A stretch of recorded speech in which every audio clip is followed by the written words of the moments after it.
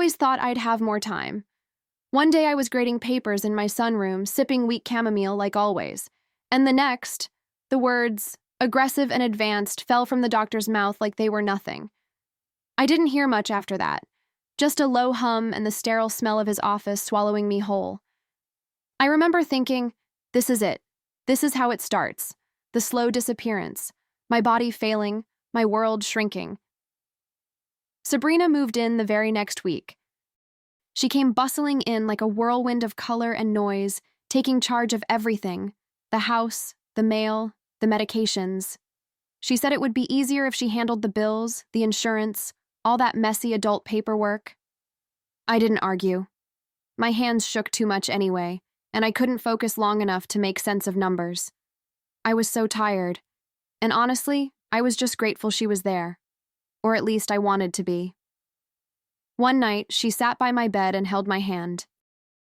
"Don't worry, Mom," she whispered. "I'll take care of everything." And I believed her. I really did. When she brought me the papers, I didn't even read them, just signed where she pointed, trusting her like only a mother can. Power of attorney, access to accounts, the deed to the house. She said it was all temporary, just until I got better. But no one thought I would. Not really. Not even me. She started changing things almost immediately. I could hear the hammering downstairs, see the swatches of paint on the hallway walls. Contractors came and went. She'd disappear for hours, come home with bags of new clothes, or talking about trips she'd booked just to decompress. I told myself it was how she was coping, that she was grieving, preemptively. I didn't realize she was already rewriting the story, one where I was gone, and she was the one left behind. The days blurred. I spent most of my time in bed, counting the creaks in the floorboards overhead and pretending not to hear Sabrina on the phone, laughing. Sometimes I'd catch bits and pieces, brunch plans, interior designers, some beach resort that sounded too expensive for either of us. When I asked, she'd brush me off with a quick smile and a soft, "Don't worry, Mom, just rest." So I did, or tried.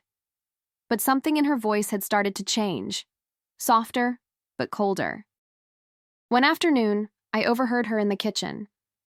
"No, it's done. Everything's in my name now." Her tone was casual, like she was talking about dry cleaning. I didn't say anything. I couldn't. My body was so frail then, I felt like a leaf on the verge of breaking. And still, I told myself I was imagining things. That this was grief making her distant. That she was protecting me from the ugliness of reality. I didn't want to believe anything else. But there were signs I couldn't ignore. My favorite armchair vanished. The garden I'd tended for decades was replaced with gravel and modern planters. The photos of your father, gone from the mantel. In their place, new frames, new faces, all perfectly curated for a life that no longer included me. She told the neighbors I was sleeping most days now, and started closing the door when visitors came by. I wasn't dying yet, but she was already grieving something, or pretending to. I'd stare at the ceiling for hours, listening to the hum of the new appliances, the unfamiliar music playing through her Bluetooth speakers. Sometimes I felt like a guest in my own home.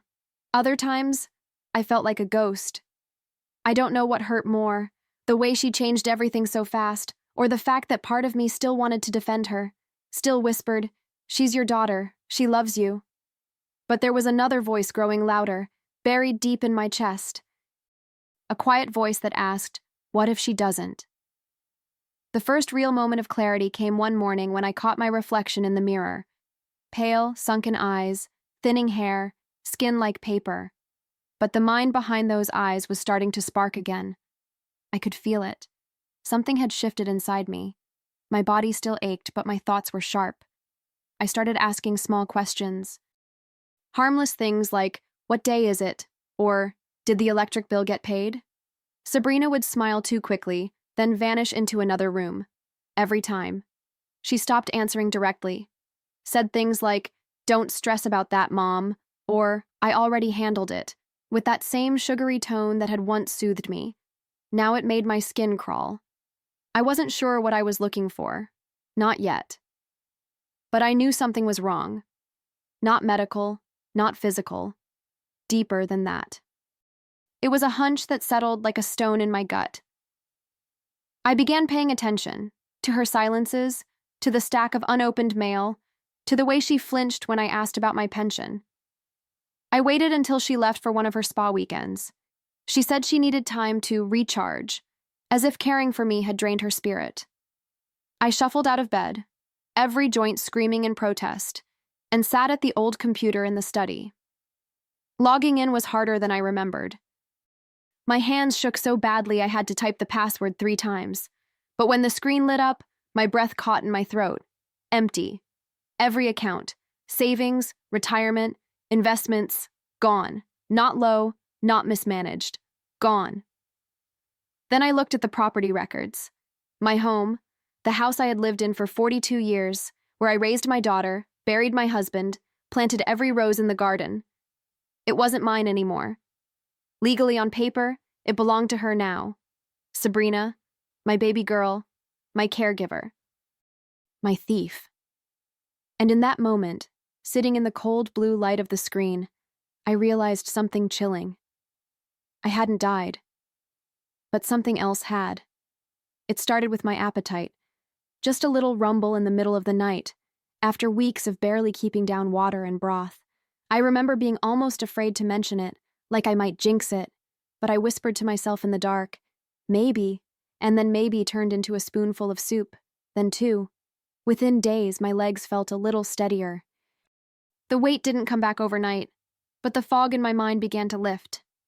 And with it, the quiet rage I hadn't known I'd buried. The doctors were stunned. I could see it in their eyes. They kept flipping through test results, asking questions twice, checking vitals like they didn't trust what they were seeing. "It's rare," one of them muttered, "but not impossible." They started using words like remission, stabilization, and functional recovery. I wanted to cry, but all I could do was sit there and nod. Part of me was grateful, truly. The other part? The other part was already thinking about what Sabrina had done while I was supposed to be dying. I expected her to be overjoyed. I imagined her bursting into my room with flowers, tears in her eyes, hugging me like she used to when she was small and scared of thunderstorms. But she didn't. She was off, detached. She smiled, that same tight, strained smile I'd grown to mistrust, and said all the right things. "That's amazing, Mom. And I knew you'd pull through." But her hands were restless. Her eyes darted. And she stopped making real eye contact. Little things started piling up. She forgot appointments. She left early and came home late. She brushed off conversations about rehab plans or long-term care. When I mentioned money, even vaguely, she changed the subject or suddenly needed to answer a call. And slowly that pit in my stomach returned. Not the nausea this time. Something sharper, meaner. I didn't know it yet, but I was waking up, in every way. She stopped bringing me the mail, said it was all junk anyway. I asked once, just once, about the electric bill, and she laughed. "Still worried about bills?" she said, as if that was absurd. But it wasn't absurd to me. It was my house. My life, or at least it had been. I started noticing she'd leave her laptop open sometimes, just for a second. I'd catch flashes of emails, credit card statements, shopping carts full of designer clothes. I pretended not to see, but I saw enough. One day, she left her phone unlocked on the counter while she was in the shower. I wasn't proud of what I did, or maybe I was. I opened her banking app, just to look, and what I saw nearly made my knees give out. Transfers, dozens of them. All from accounts that used to be mine. Everything. Every cent I'd saved, scraped, sacrificed for, had been funneled into her name. Her new life, her future, the kind of future I wasn't supposed to be alive to witness. I didn't cry. I sat very still and put the phone back exactly how I'd found it. Then I went to my room, closed the door, and stared at the ceiling until it blurred. This wasn't a mistake. It wasn't a one-time error, or a miscommunication, or even desperation. It was planned. Quiet, methodical. She had done this to me with intention. And the silence. The lies. They weren't to spare my feelings. They were a cover. A mask she wore while she gutted the life I built. But the worst part wasn't the money. It wasn't the betrayal of trust. It was the realization that she never planned for me to come back. Not fully, maybe not at all. Every smile had been an exit strategy. Every soft word a delay tactic. She wasn't distracted. She was waiting for the clock to run out. And now I'd broken the timeline. I wasn't supposed to be standing here, looking her in the eye. Alive, awake. A variable she didn't count on. I waited until she left for a quick errand. Something about needing a new lamp for the guest room, as if she were prepping the house for someone else. I pulled myself out of bed, heart pounding like a drum in my throat, and made my way to the study. Everything felt unfamiliar now. The furniture was rearranged. Family photos replaced with abstract prints in gold frames. My old desk was shoved into a corner like an afterthought. Still, my fingers knew where to go. Muscle memory, instinct. I logged into the online banking portal. At first, I thought it was a glitch. Zeros, every account. I refreshed the page 3 times, praying it was a connection issue. It wasn't. The joint accounts were closed.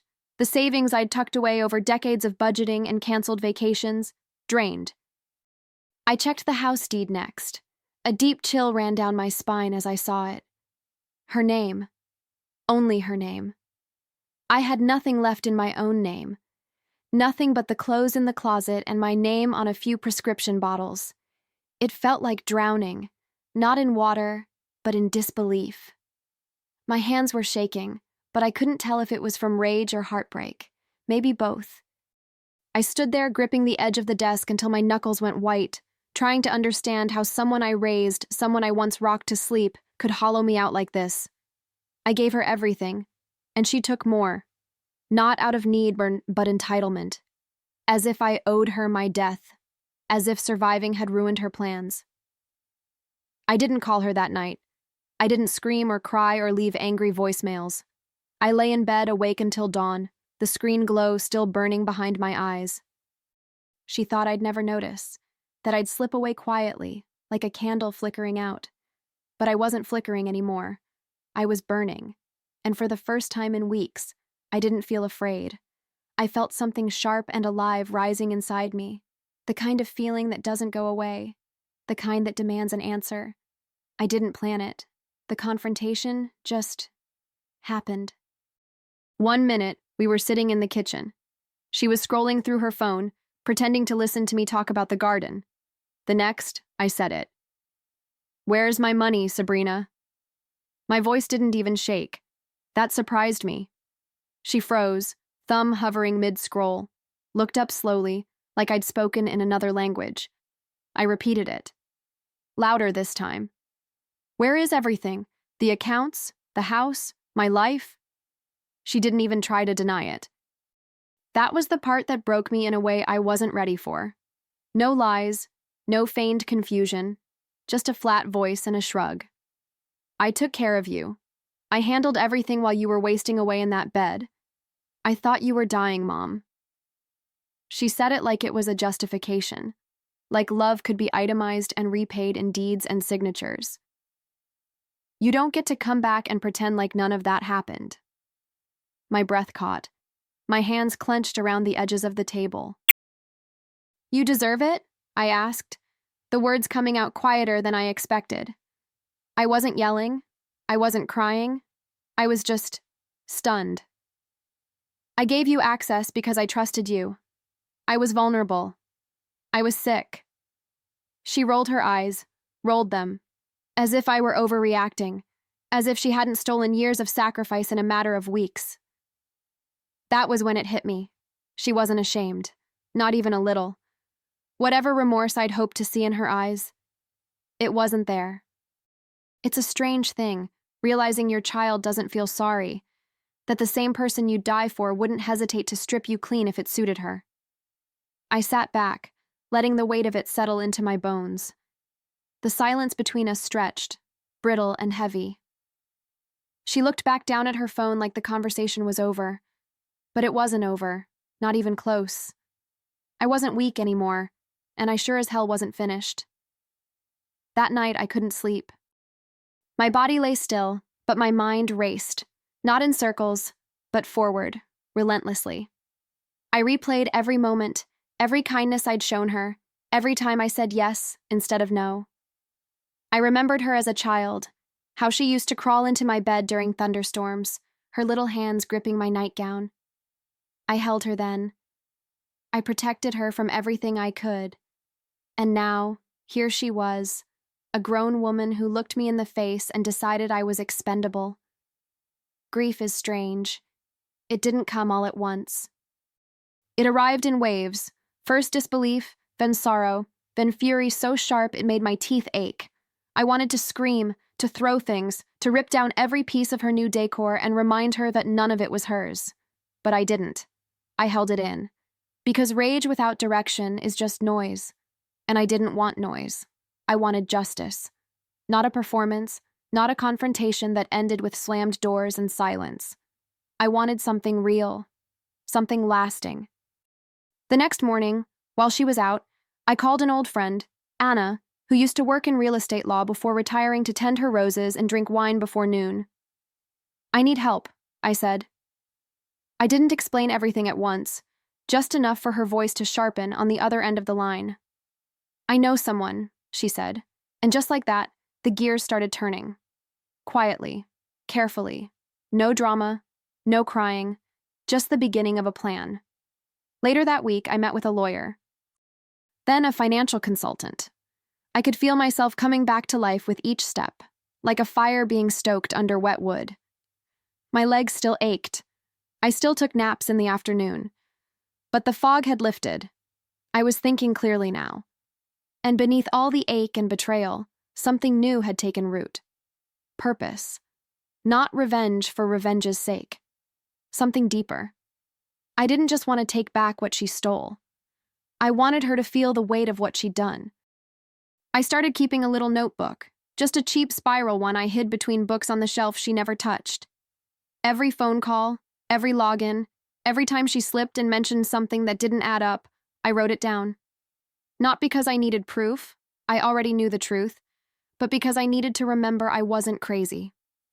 Gaslighting makes you question your own shadow, but I saw it all now, clearly. She didn't break me. She just gave me focus. I found old documents buried in a drawer she thought I'd forgotten. Deeds, insurance policies, bank statements. Some still had my signature, others didn't. And that's when it hit me. Some of these were forged. The handwriting was good, but not perfect. The curves too tight, the loops too rushed.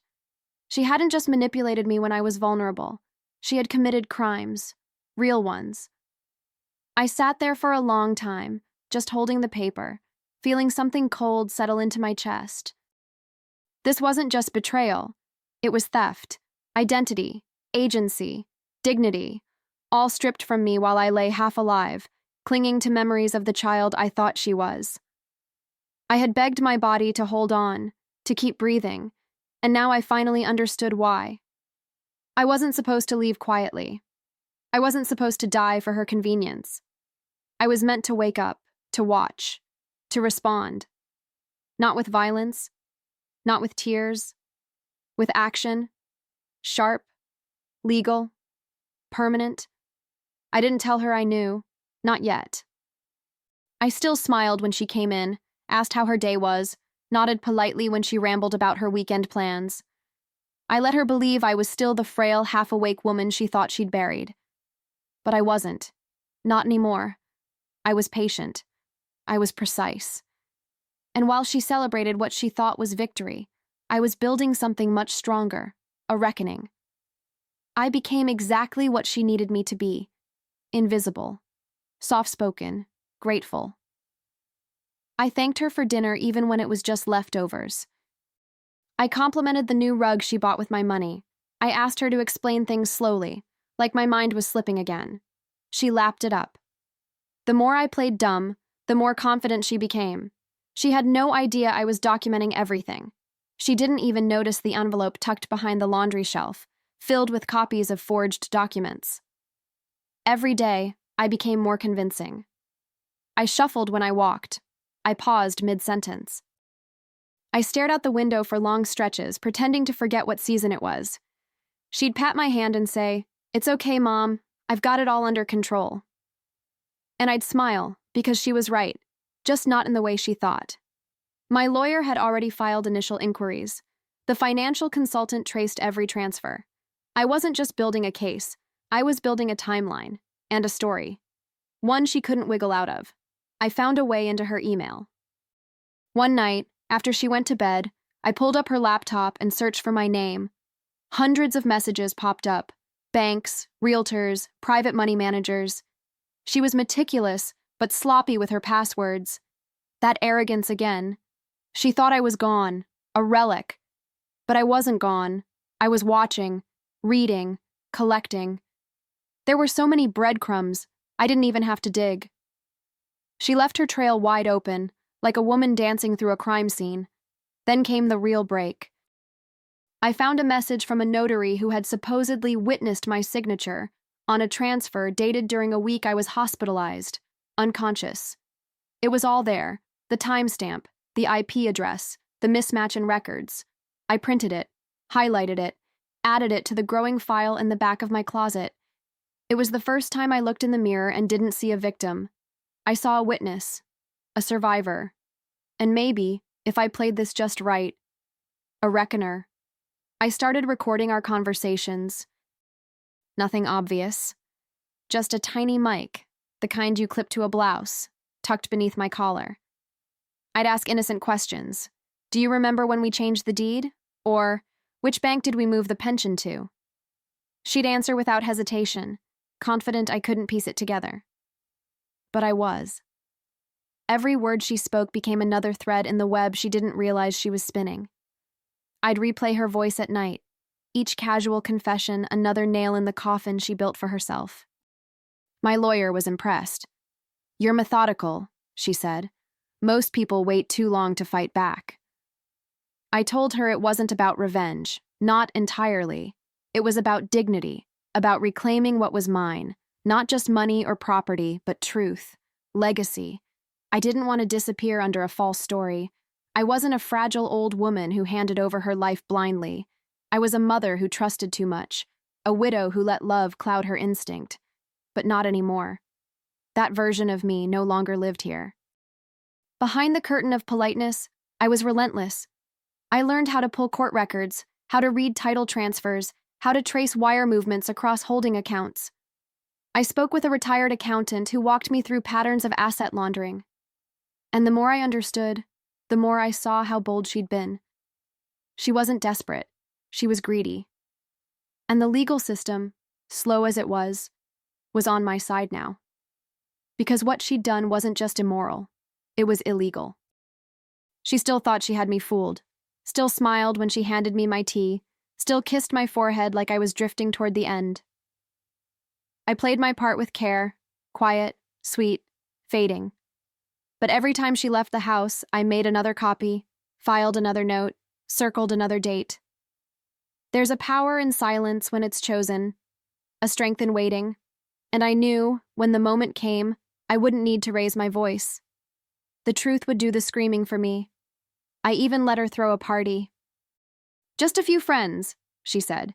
"Something to lift the mood." I watched her pour wine into glasses I used to save for Christmas, her laughter echoing through the halls like she owned them. They toasted her, to her strength, her devotion. One woman actually said, "You're an angel for all you've done." I almost choked on my ginger ale. I smiled, of course, waved politely. No one looked at me long enough to notice the glint in my eyes. No one suspected I was the one writing the ending now. After the guests left and the house was quiet again, I opened the drawer in my bedside table and pulled out the folder. It was thick now, dozens of documents, statements, notarized letters, screenshots, timelines. The lawyer said we had enough, more than enough. "This is solid," she told me. "We can press charges, civil and criminal." I nodded, but I didn't rush, not yet. I wanted her to feel completely safe.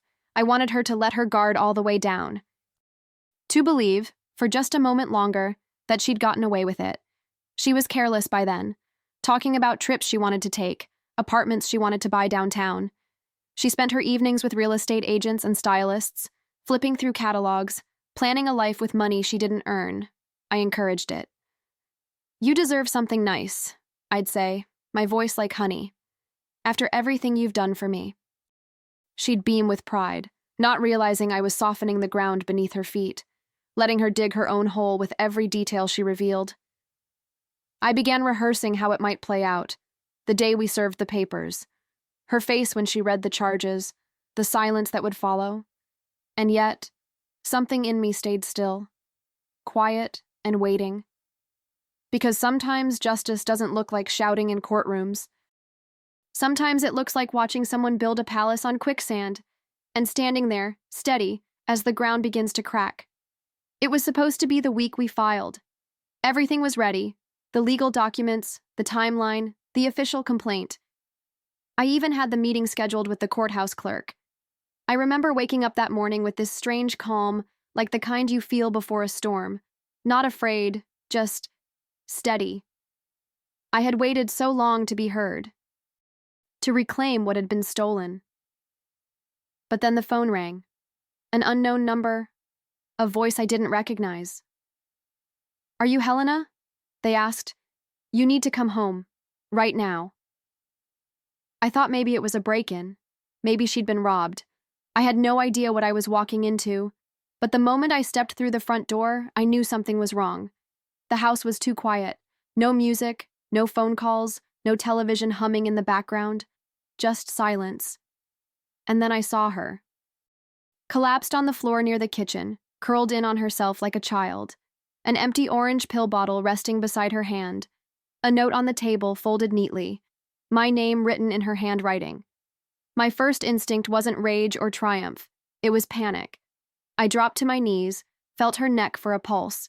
There was one, faint but there. Her skin was clammy, her breath shallow. I called for help without thinking. The words tumbled out of me like muscle memory, address, symptoms, the kind of pills she might have taken. The paramedics arrived fast. One of them, a young man with kind eyes, looked at me and said, "It's good you found her when you did. She's going to make it." And all I could do was nod. Then I read the note. Just one line. "You were supposed to die. You were supposed to let me go." My throat closed. My hands trembled. It wasn't just confession. It was a farewell. Not just to me, but to whatever version of herself she could no longer live with. And I stood there, torn between two truths. The woman on the stretcher was my daughter, and the woman who wrote that note was a stranger. The hospital was cold. Not in temperature, but in atmosphere. All white walls and tired fluorescent lights, humming like a warning. I sat in the corner of her room while machines beeped softly around her. Sabrina looked small in that bed. Not powerful, not manipulative. Just pale and still, like the little girl she used to be when she had fevers and I'd sit by her side, wiping her forehead with a damp cloth. My chest ached with something I didn't have a name for. Anger, love, pity, all of it. None of it. The nurse came in to check vitals. She looked at me, hesitating. "Family?" she asked. I nodded. The word tasted wrong, but I said it anyway. Family. What a strange, brittle thing it had become. I watched Sabrina sleep, tubes snaking from her arms, face slack and unguarded. I wondered if, in that place between consciousness and nothingness, she felt regret. Or if she still believed I was the villain, the stubborn mother who refused to die on cue. I leaned in close, my voice barely a whisper. "You'll survive this," I said, not as a wish, but a statement, a truth she'd have to live with. "But I'm not coming back for you, not again." It wasn't vengeance, it wasn't spite, it was release. I had given her every chance, trusted her, loved her, forgiven her before I even knew the full depth of her betrayal. But this was the end of the story she wrote. And now I was writing mine. I stood up slowly, my joints stiff from hours in the chair, and walked out without looking back. I didn't need to. She'd wake up. She'd live. And I hoped, in some deep, aching part of me, that she'd learned something. But whether she did or not, that wasn't my burden anymore. Mine was lighter now. And I carried it with quiet purpose, straight into the office where I signed the final papers that would unravel everything she stole. The courthouse smelled like old paper and resignation. I stood at the counter, pen in hand, as the clerk walked me through the last few signatures. It should have felt like victory, but it didn't. It felt like grief wearing a new coat. I wasn't getting my years back, my trust, my illusions, but I was reclaiming the truth. And in doing so, I was freeing myself from the weight of pretending. The pretending that she'd come around, that we were still mother and daughter in a way that meant anything. I finalized the lawsuit.